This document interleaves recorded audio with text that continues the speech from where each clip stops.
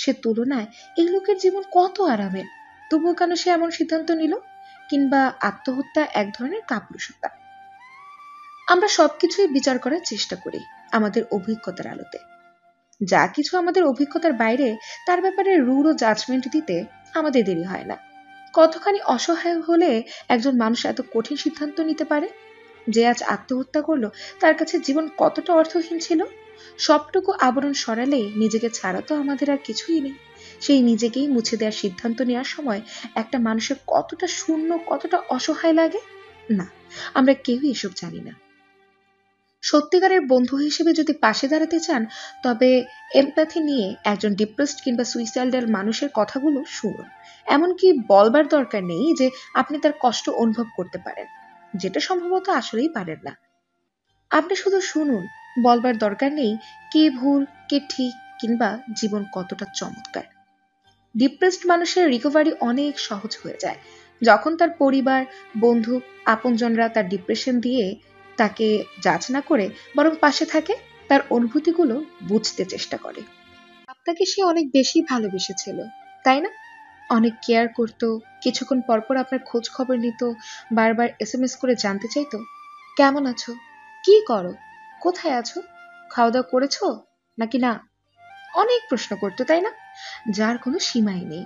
সে সকাল, দুপুর, বিকেল, সন্ধ্যা, রাত এবং সব সময় এসএমএস করে আপনার খোঁজ রাখত। তার কেয়ারিং দেখে আপনিও দুর্বল হয়ে পড়লেন এবং তার কথা মতো চলতে শুরু করলেন। কিন্তু হুট করে সে একদিন পরিবর্তন হয়ে যাবে। কি অবাক হলেন? অবাক হওয়ার কিচ্ছুই নেই।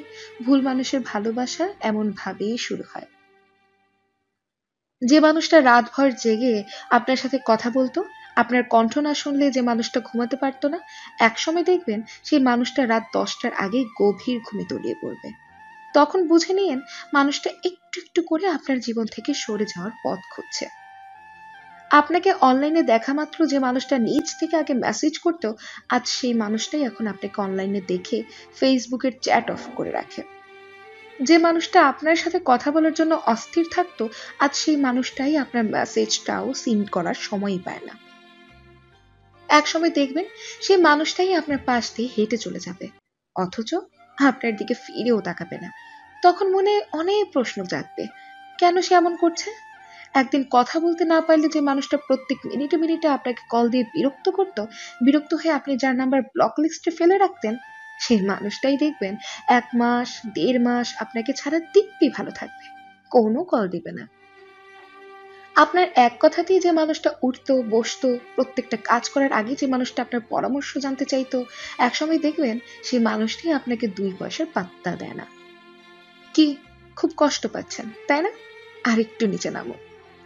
যে মানুষটা আপনাকে তার অক্সিজেন ভাবতো, একসময় সেই মানুষটাই দেখবেন আপনার মুখের উপর আপনাকে ডাস্টবিনের বস্তা পচা নর্দমার সাথে তুলনা করবে আর অজুহাত খুঁজবে কিভাবে আপনার কাছ থেকে কেটে পড়া যায়।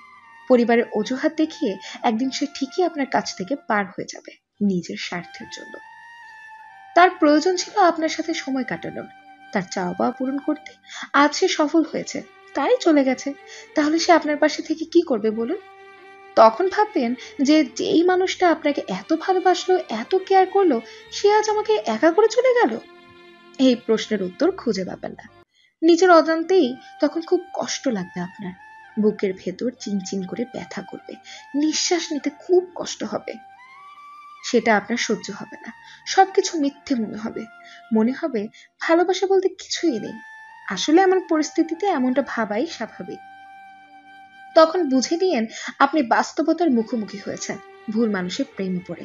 যে আপনাকে সত্যিকারের ভালোবাসবে সে কখনো আপনাকে ছেড়ে চলে যাবে না। পরিস্থিতি যেমনই হোক না কেন, পুরো পৃথিবী একদিকে হলেও সে আপনাকে কখনোই ছাড়বে না। এটাই সত্যিকারের ভালোবাসা।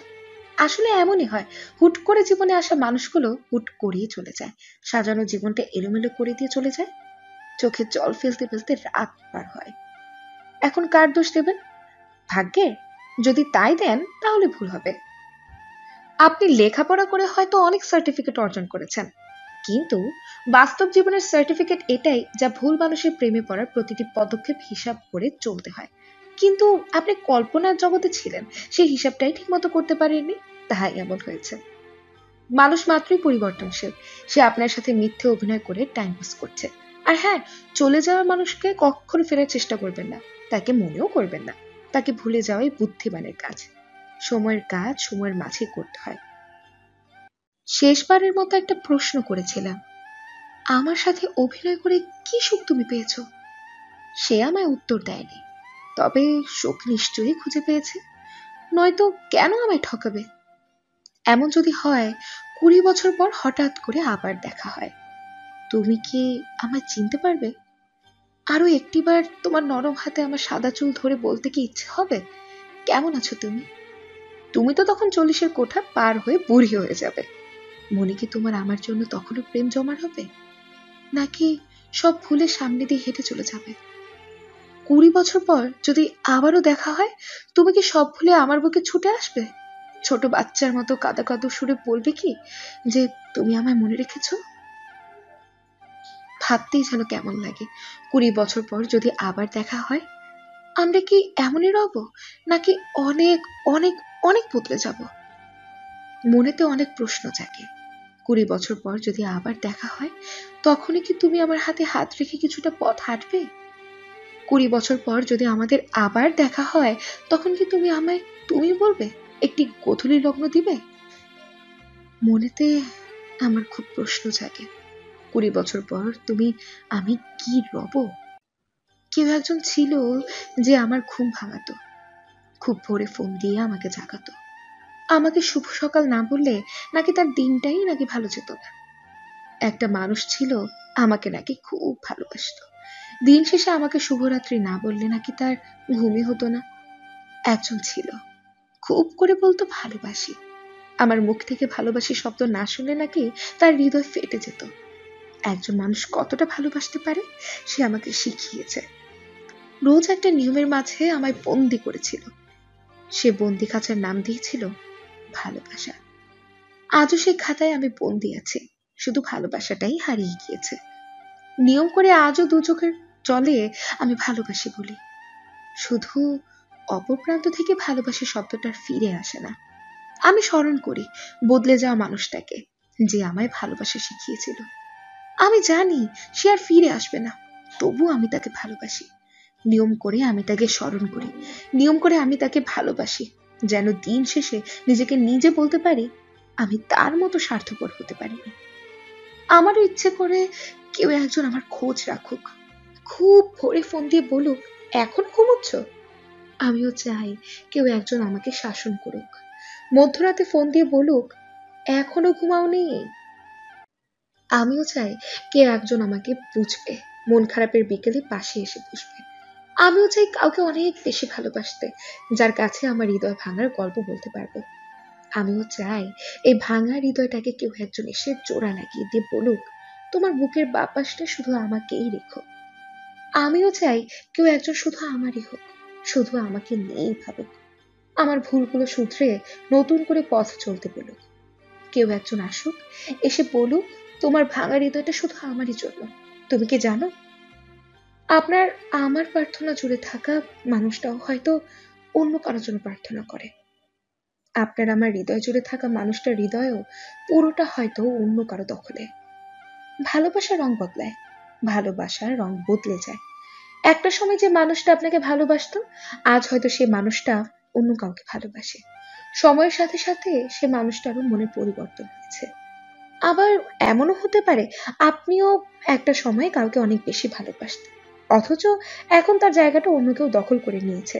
সময়ের সাথে সাথে হয়তো আপনি তাকে ভুলতেই বসেছেন।